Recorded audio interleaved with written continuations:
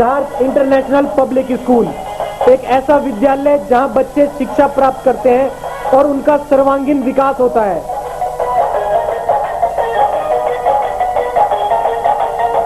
यहाँ पढ़ाई के अलावा खेलकूद, योगा, कंप्यूटर शिक्षा, मनोरंजन के लिए झूले तथा स्काउट गाइड भी सिखाई जाती है।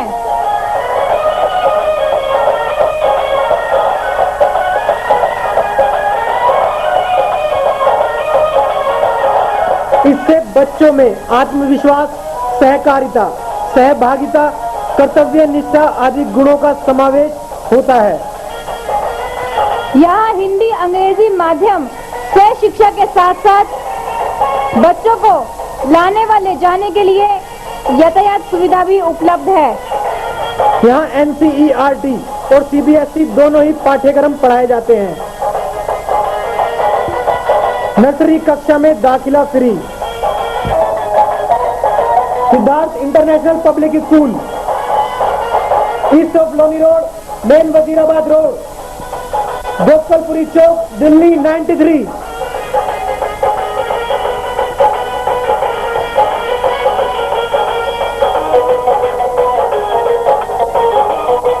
Telephone number 228111 783 2281।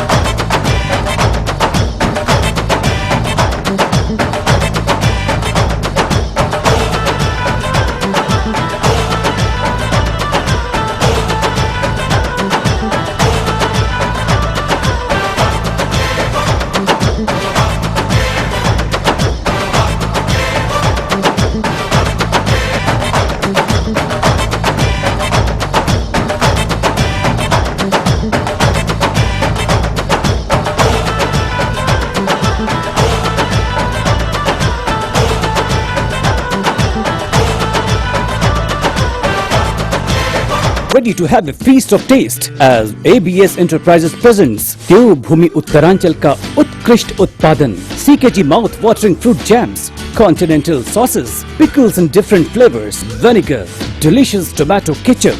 You and CKG, what a great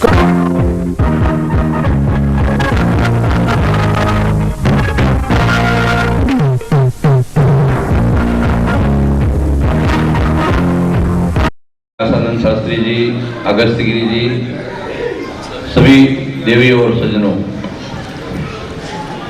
बहुत अच्छी बात हमारे स्वामी देवेंद्रानंद जी ने बहुत ही अच्छे शेर के रूप में प्रस्तुत की। तो मैं भी दो शब्दों से अपना ये वाक्य को शुरू करता हूँ कि गमों के आंसू उबाल कर देख, जो उसमें बनेंगे रंग किसी पर डाल कर देख, जल वाले गुरु जी को भी प्रेरणा लेके देख, किसी का पैर का कांटा निकाल कर देख।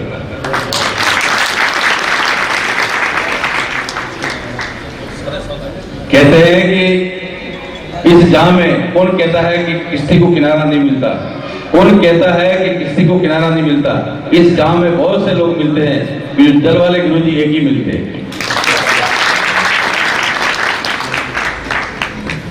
ये हमारी विशेषता है कि देखिए, जल का कोई रूप नहीं होता, जल का कोई रंग नहीं होता, जल जिसमें मिला दो उसमें मिल जाता है, जिसमें स्वाद पैदा कर दो वो स्वाद पैदा हो जाता है।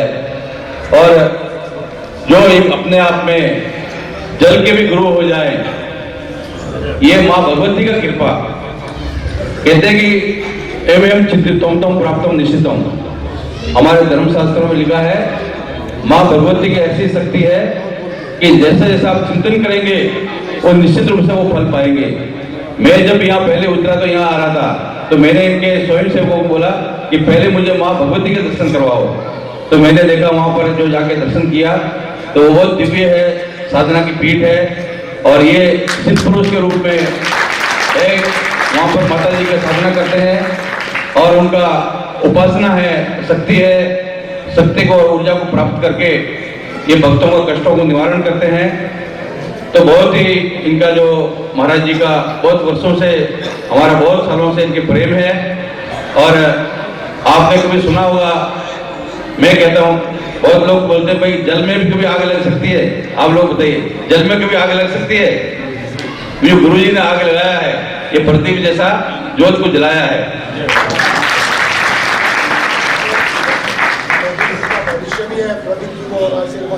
नहीं, वो तो आशीर्वाद है और बहुत आगे भी जाना है इनको, और ऐसे श्रेष्ठ पुत्र है, इनका हमेशा से रोज प्रतिदिन कम से कम 1 महीने से रोज फोन करते थे कि महाराज जी आना है। और ऐसे हमारे जो इनका देखिए नाम भी ऐसा है कि जय कुमार शर्मा जी और जल वाले गुरु जी, जय और जल दोनों मतलब एक राशि भी है, और जो दोनों चीज मिली, आपका स्वागत है।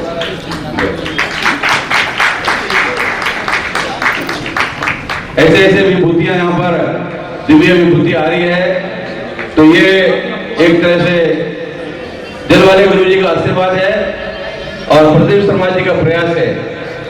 महाराज जी तो आपका प्रेम है, नहीं तो आज लोग धर्म के नाम पर, संतों के नाम पर क्या कर रहे हैं। 2 शब्दों में लिखने का प्रयास किया है। कल के लोग सीखिए सिकंदर हो गए, हल्की हवा के झोंके भी बवंडर हो गए। मैं लड़ता रहा उसूलों की पतवार लेकर, गुरु जी महाराज के कह रहा हूँ कि मैं लड़ता रहा उसूलों की तलवार लेकर, मैं कतरा ही रहा और लोग तो समंदर हो गए। सभी संत का हमारे बीच में आगमन हुआ, दरबार समिति बार-बार हार्दिक अभिनंदन करती है। हमारे बीच में अभी जब उपस्थित हुए हैं, मेरी प्रार्थना है महाराज श्री आपसे कि ऐसा जो चमत्कार है जो बड़े बड़े हॉस्पिटल्स में नहीं मिल सकता, और जो आप यहाँ अपने जल के देवता से सिंचित करते हैं लोगों को, भगवान आपको स्मृति दे, आपको इतना सम्मान दे। ये छुपी हुई बात मुझे दिखाई दी जब प्रदीप शर्मा का वो था, बार बार इन्होंने कहा, मेरे भाग्य में जब लिखा हो तभी दर्शन होते हैं। और ये 23वां वर्ष की वार्षिक प्रवृत्ति मैंने देखी, और देखने के पश्चात मैं इस भावना पर पहुंचा हूँ कि देखिए ब्राह्मण जो शब्द इन्होंने कहा प्रदीप ने, ये ठीक है। हमारा तो एक ही नारा है सारे विश्व में, सर्वे भवन्तु सुखिनः, सर्वे सन्तु निरामया, सर्वे भद्राणि पश्यन्तु मा कश्चित् दुःखभाग् भवेत्। सर्वे भवन्तु सुखिनः, सब सुखी हो, सर्वे सन्तु निरामया, किसी में आपस में भेदभाव न हो। ये ब्राह्मणों का मूल मंत्र है, जो सारे संसार में ये कहते घूम रहे हैं कि सबका कल्याण हो। जब सबका कल्याण होगा सभी उठे, जो दीनानाथ दीन बंधु दीन दयाल कहा है भगवान को दीनानाथ दीन बंधु दीन दयाल कहते हैं। फिर इसकी माँ इसके बारे में आपको बताएं। ये बिल्कुल मतलब डॉक्टर ने ये जवाब दे दिया था कि ये बिल्कुल बेकार बच्चा है, आपका कोई फायदा नहीं है इसको वो करने का। और गुरुजी के पास मैं आई और बच्चा ठीक ना चलता था ना फिरता था, बिल्कुल मतलब ऐसे ही पड़ा था, और अब चलता भी है और घूमता भी है, बोलता भी है, सब कुछ मतलब पढ़ता भी है। हाँ सब बैठ भी नहीं पाता था, बैठ भी नहीं पाता था।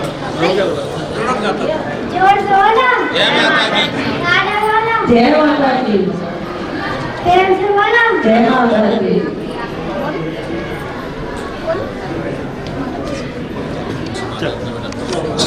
बोलो भैया, माइक 2007 में कैंसर था, 4-5 रास्ता उड़ गए थे। मैं जब यहाँ आई तो मैं माता रानी की कृपा से, गुरु जी की कृपा से मैं बिल्कुल ठीक हूँ। अब तो कोई दवाई नहीं चल रही, मैं बिल्कुल स्वस्थ हूँ। कोई एक पैसा भी नहीं लिया गया, कुछ नहीं हुआ। भगवान परमेश्वर क्या कर सकता है सब आप दूसरे बहुत अच्छी तरह जानते हैं। अभी तो चंद लफ्जों में समेटा है हमने तुम्हें अभी तो मेरी किताबों में तेरी तस्वीर बाकी है। नीति का एक जीता जागता प्रमाण है। यहाँ कलयुग में हजारों लोगों की आपको रोशनी आई आज जैसे आप आए, बिना किसी दवाई के। हम बहुत दिनों तक इंतजार करते हैं कि संतों के दर्शन होंगे। जो हमारे इस बार भगवान है जो कि पहले भगवान का शुक्र है कि उसने ख्वाब बना दिए। भगवान का शुक्र है कि उसने ख्वाब बना दिए, वरना तुम्हें देखने की हसरत तो मेरे दिल में यूं ही रह जाती। बोले सच्चे भगवान विघटित सा कर दिया है। तो ऐसी स्थिति में मेरे कैमरे में कितना राम प्रकाश शर्मा जी मंडल प्रधान जी पूर्व मंडल अध्यक्ष हैं, बहन जी के साथ पधारे हैं। दरबार समिति उनका बार बार हार्दिक धन्यवाद करती है। हमारे बीच में बदलपुर से नारायण दत्त शर्मा जो वर्तमान में एमएलए हैं और फर्क नहीं है, ब्राह्मण समाज के बहुत जागरूक रूप से कार्य करते हैं, लोगों के लिए वो दरबार में पधारे हैं। दरबार समिति उनका बार बार हार्दिक धन्यवाद करती है। अब मैं जो हमारे आज की विशेष अतिथि श्री देवानंद जी महाराज हैं के चरणों में रखता हूँ। ये वंदना आपकी सुनाऊं माँ, स्नेह ममता की छाँव पाऊं माँ, कि ऐसा वर्गों के तेरे चरणों की, ऐसा वर्गों के तेरे चरणों की धूल नित शीश पे चढ़ाऊं माँ, धूल नित शीश पे चढ़ाऊं माँ। और माँ से क्या प्रार्थना करते हैं गुरुजनों को से प्रणाम करते हुए, ये द्वार पे आया तेरे जननी ममता मैया, चले आज पसारो और चाहे यही कर कंजन सो निज गोद उठाकर तो पुचकारो, कि है जहूं और अंधेरा घना, है जहूं और अंधेरा घना, करुणा करके एक बार निहारो, और मामम जीवन की इस नाव को संस्कृत सागर से कर पारो, मामम जीवन की इस नाव को संस्कृत सागर से कर पारो। बात यहाँ धर्म और राजनीति के लिए नहीं हुई कि राजनीति धर्म से हो, बिल्कुल ऐसा ही होना चाहिए। और बात रामकृष्ण की भी होती है। कुछ पंक्तियां मैं निवेदित करता हूं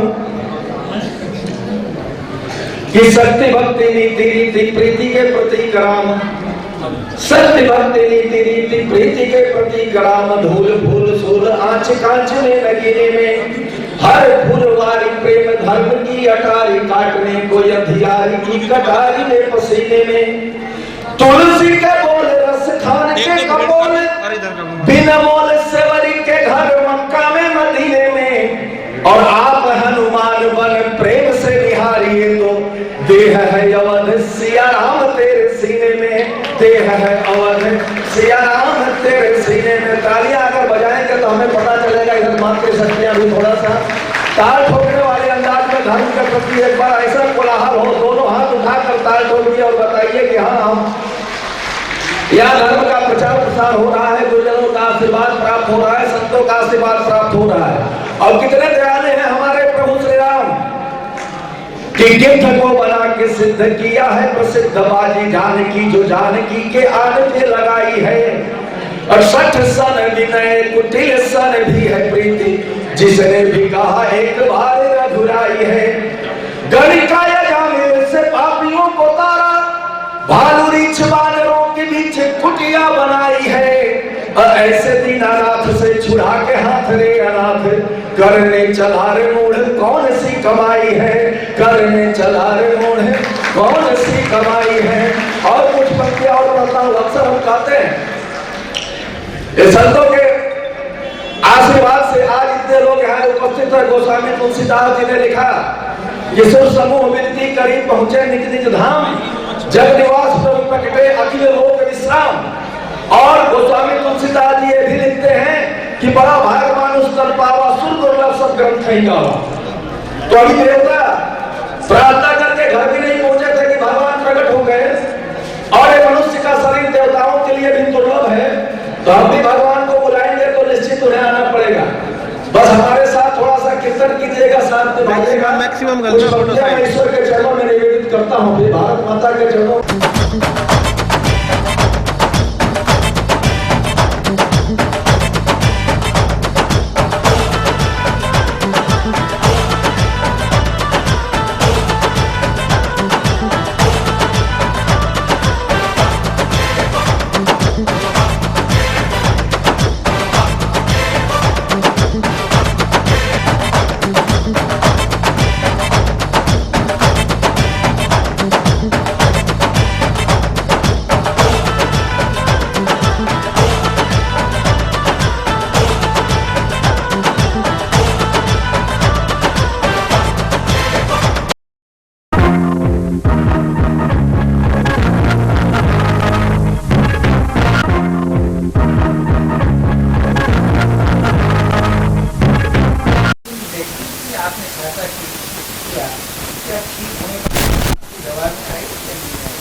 कुछ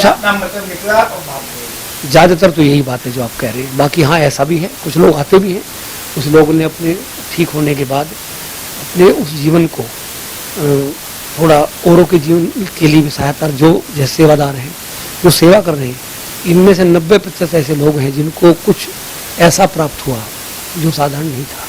अब वो सोचते हैं कि हमको भगवती की कृपा से कुछ मिला है, और वो आपको भी मालूम है कि यहाँ ना दान पात्र है, ना किसी से किस तरह से डायरेक्ट लिया जाता है। हवन के लिए सामग्री नहीं, घी नहीं, ज्योत के लिए घी नहीं, और प्रसाद तक के लिए भी किसी को नहीं कहा जाता। भगवती की कृपा से सब चल रहा है। तो कुछ लोगों ने, यहाँ तक भी मैंने भी कई लोगों को, एक व्यक्ति थे बहुत गरीब थे, बिल्कुल मरणासन स्थिति में ऑल इंडिया से डिस्चार्ज हो पाए थे, उनको कैंसर था, गजरौला के रहने वाले थे, जाति से ब्राह्मण थे। उन्होंने कहा पंडित जी आप वृद्ध हो गए, 12-14 साल में ठीक होने के बाद सेवा के दरबार में हर सप्ते आते थे। तो ऐसा भी भाव है। मैंने कहा कि आप थोड़ा कम आ जाए कर वृद्धावस्था है। गुरु जी बस इसी बात के लिए नहीं कहना, ये जीवन आज से 15 साल पहले समाप्त हो चुका था। अभी जीवन बचा हुआ है। 5-6 दिन तो बच्चों का ही बीच में रहता हूँ, 1 दिन तो सेवा में आता हूँ। ये सारा ही जा रहा था। तो ऐसा भी भाव है लोगों का, सब तरह के लोग। वैसे वो बात जो आप कह रहे हैं वो एक सामाजिक, समाज में सत्य ही है कि ज्यादातर लोग जो हैं कृतज्ञ हैं। शास्त्र को कृतज्ञ कहता है कि कुछ मिलने के बाद आदमी भूल जाता है, जबकि भूलना नहीं चाहिए।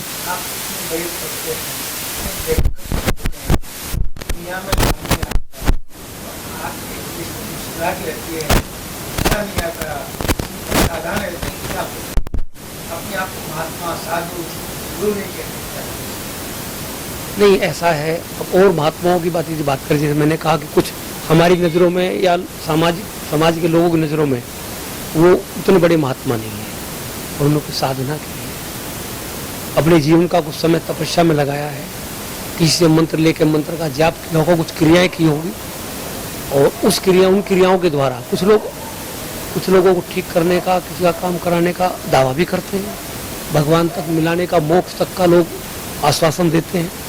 तो उनका अपना एक परिश्रम है, उनकी अपनी क्रियाएं, उनका अपना एक तप है, तो वो उससे अपने आप को महात्मा कहते हैं, मानते हैं। अब जब हमने कुछ किया ही नहीं, मैं तो अभी आपसे बताया था, मैं तो आज तक भी बाहर नहीं बना, मैंने कोई विशेष साधना नहीं की, जितना मेरे से मुझे समय मिला उतना भगवान का भजन किया।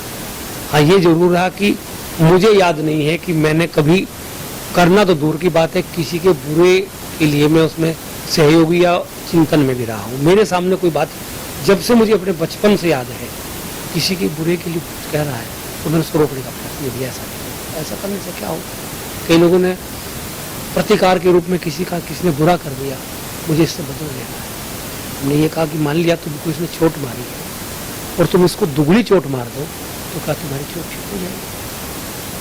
हम खेलते थे, किसी का नुकसान हो गया, तुम्हारा ये 10 रुपए का नुकसान हो गया, तुम इसका 20 का कर दो तो क्या बदला उतर जाएगा।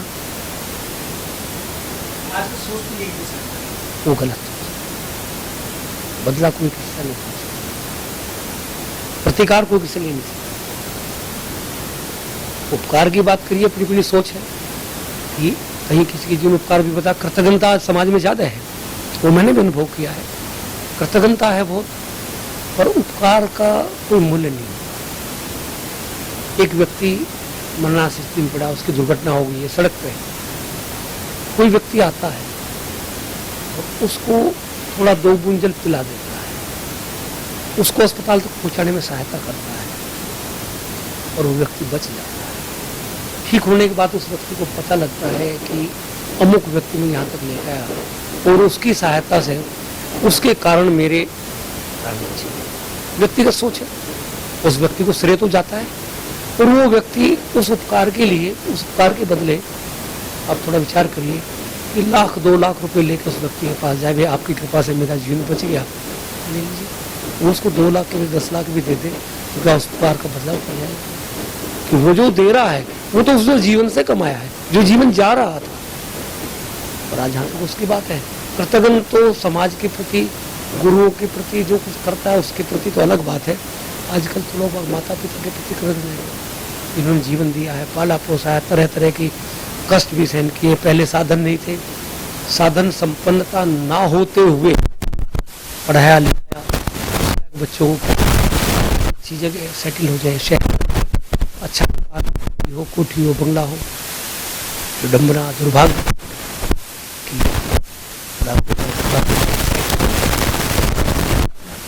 मैंने वृद्धाश्रम में जाके एक बार सर्वे किया, कई जगह देखा। बड़ा दुर्भाग्य की बात है कि यदि कोई अभाव में, मजबूरी में वृद्धाश्रम में जाकर रहे, जिसका कोई सहारा नहीं, तो मेरे अपने विचार से कोई बुरी बात नहीं। पर इनके करीब बच्चे कोठियों में रहते, गाड़ियाँ हैं, संपन्न है, पढ़े लिखे शिक्षित है। ज़्यादातर वृद्धाश्रम में रहने वाले ऐसे लोगों के माता पिता हैं जो अपने आप में संपन्न हैं। इससे बड़ी खतरनाक का नहीं है। फिर ऐसे लोगों से क्या उम्मीद की जा सकती है? मैंने तो कई बार धर्म गुरुओं के पास आप मंत्र देते हो, उनके बड़ी साफ करते हो। जो व्यक्ति माता पिता का नहीं हो, वो धर्म का क्या होगा, आपका क्या होगा?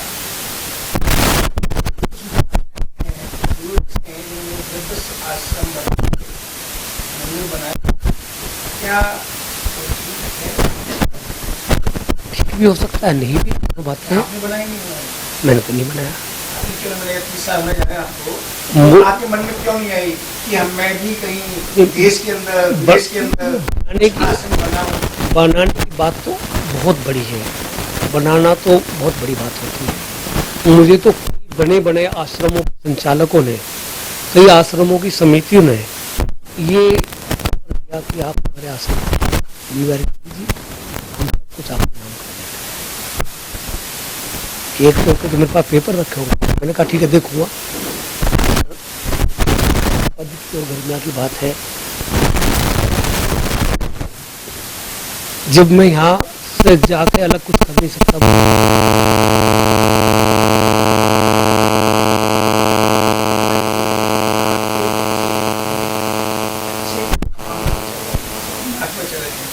देखने वाले गुरुओं के बच्चे हैं या हमारे बच्चे हैं, तो मुझे आगे बढ़ जाते नहीं। अब मैं गलत काम करते हैं और फंस भी जाते हैं। आपका योगा इस टाइम बाप बेटे फंसे हुए बंद है। हाँ हाँ, जबकि दुनिया उनके नाम की पूजा करती थी, 10-20 जगह आदमी उनके पूरा मारते थे। बच्चे हैं, अच्छे काम कर रहे हैं, अच्छे पद पे हैं, काम नहीं करते। मेरे पिताजी दोनों चीजें हैं। एक तो भगवत, ये हमारे संस्कारों, और संस्कार की जब बात आती है तो उसमें केवल व्यक्ति का ये जीवन नहीं आता, संस्कार भी हमारे, मैंने उसकी कृपा से सीखा है। संस्कार भी कई प्रकार के हैं। एक होते हैं जिसको प्रारब्ध, पूर्व जन्मों के संचित कर्म के अनुसार जो जीव का जन्म वो कुछ रहते हैं, जैसे कथाओं में आता है, शास्त्रों में आता है। तो जो प्रारब्ध के संस्कार कर्म, उनके कर्मों के परिणाम स्वरूप ही जीव का जन्म निर्धारित होता है। कर्मणा जायते जंतु, कर्म के आधार पर जीव का जन्म होता है। तो इनके पहले जन्मों के कर्म अच्छे होंगे। मेरा पता नहीं कब क्या होगा। आपके बाद आपकी व्यक्ति को जो भक्तगण आते हैं, क्या वो कौन आपके पास स्वामी होगा जो काम? अब तो भगवती कृपा को निर्भर करता है, किसको वो उचित समझेगी। किसी बच्चे को आपने ट्रेन किया इन चीजों में या कुछ नहीं? ऐसा कुछ नहीं है। ये सब अपने बच्चों को बना के जाते हैं कि मुझे भी इन बच्चों को कुछ करना है, इनको मैं गद्दी देके जाऊंगा। नहीं, उनकी अपनी गद्दी है ना, इसलिए दे सकते हैं। हमारी अपनी गद्दी तो है ही नहीं। हम तो भगवती की बच्चे सेवा करना चाहेंगे, ये भी करें। आप मुस्कुराते रहते क्या? मैं देखा बहुत से आदमी मुस्कुराते, महात्मा है, मुस्कुराते हैं, गुस्से में रहते हैं, तो आपकी मुस्कुराहट हमेशा बनी रहती है, चाहे यहाँ पे हो बाहर हो। मैंने बहुत इसका रहस्य बता दीजिए, दुनिया होती है और मुस्कुराहट आती है। सबसे पहली बात तो मुस्कुराते रहना मानवता की पहचान है। परमात्मा ने हर जीवधारी को सबको देता है। यदि हम बात करें शक्ति की तो हाथी, घोड़ा, भैंसा, बैल, मनुष्य से कई गुना ताकत होती है शारीरिक। देखने की शक्ति बगुले में आदमी से कई गुना होती है, सुनने की शक्ति चमगादड़ में कई गुना होती है। परमात्मा ने सब कुछ दिया और हमने एक अनुभव किया, देखा प्रकृति में, आप भी देख रहे हैं, पशु पक्षी भी काम करते हैं, बुद्धि भी सबको है, ऐसा नहीं कि नहीं है। और कभी दुख का कोई समय आता है तो गाय भैंसों की आंखों में आंसू दिखते, गाय का बच्चा मर जाता है, आंखों में आंसू देखे। पशु पक्षियों को देख के आदमी स्थान से अंदाजा लगा सकता है यहाँ कोई शोक, पशु पक्षियों को शोक में देखा है, आदमी को तो होता है। पर मैंने चिंतन किया और फिर प्रैक्टिकल देखा, जब सोच कहीं जाती है तो फिर उस पर विचार कर जाता है। हमारे बुलेटिन क्लब आपके साथ है। यदि आपके क्षेत्र में कोई समस्या हो या राजनीतिक, सांस्कृतिक, धार्मिक यानी कोई कार्यक्रम हो तो हमें सूचित करें। हमारे फोन नंबर है 2211 0638 2212 0637 98 107218 48 9818 7052। हमारा फैक्स नंबर है 2211 0638। ईमेल आपकीबात@yahoo.com। हमारी वेबसाइट है www.delhi8pm.com। आप हमें फेसबुक, यूट्यूब और ट्विटर पर भी देख सकते हैं। हमारा आज का यह बुलेटिन यहीं समाप्त होता है। फिर मिलेंगे, तब तक के लिए नमस्कार। हमारा पता है 198 श्याम नगर, शाहदरा, दिल्ली 32।